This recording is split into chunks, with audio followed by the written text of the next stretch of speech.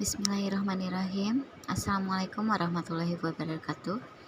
Perkenalkan, nama saya Fitriani dari kelas 04 SAKE 12.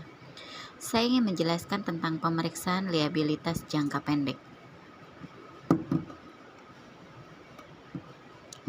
Pemeriksaan liabilitas jangka pendek ada 3, yaitu mengetahui sifat dan contoh liabilitas jangka pendek, mengetahui tujuan liabilitas pemeriksaan jangka pendek, dan mengetahui prosedur pemeriksaan liabilitas jangka pendek.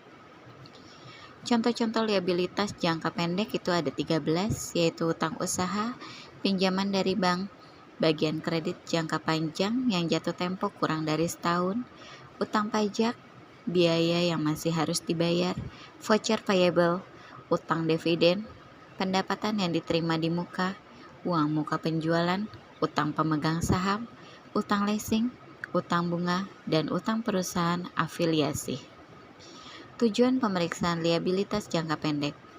Tujuan pemeriksaan liabilitas jangka pendek menurut Agus, tujuan pemeriksaan liabilitas adalah untuk memeriksa apakah terdapat internal kontrol yang baik atas liabilitas jangka pendek. Liabilitas jangka pendek tercantum di laporan posisi keuangan neraca, didukung oleh bukti-bukti yang lengkap dan berasal dari transaksi yang betul-betul terjadi. Semua liabilitas jangka pendek perusahaan sudah tercatat pertanggal laporan posisi keuangan neraca. Kewajiban sewa leasing jika ada sudah dicatat sesuai dengan SAK nomor 30 revisi 2011 tentang sewa, dan biaya bunga yang terhutang dari liabilitas jangka pendek telah dicatat pertanggal laporan posisi keuangan atau neraca. Prosedur pemeriksaan liabilitas jangka pendek. Prosedur pemeriksaan liabilitas jangka pendek yaitu pelajaran dan evaluasi internal contoh atas liabilitas jangka pendek. 2. Minta rincian dari liabilitas jangka pendek, baik hutang usaha maupun kewajiban lainnya. Kemudian, periksa penjumlahan serta cocokkan saldonya dengan saldo utang di buku besar.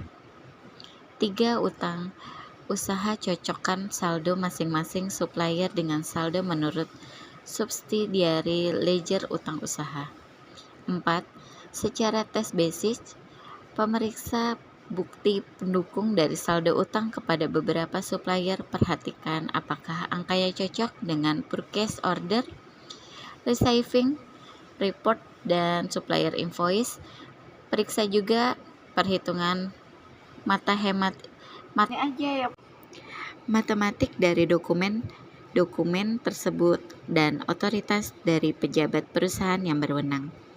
Dan 5. Seandainya ada utang dari pemegang saham atau dari direksi atau dari perusahaan afiliasi yang harus dilunasi dalam 1 tahun yang akan datang, harus dikirim konfirmasi.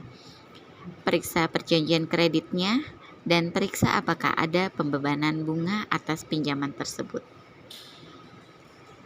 Sekian yang dapat saya sampaikan, kurang lebihnya saya mohon maaf. Wabillahi taufik wal hidayah. Wassalamualaikum warahmatullahi wabarakatuh.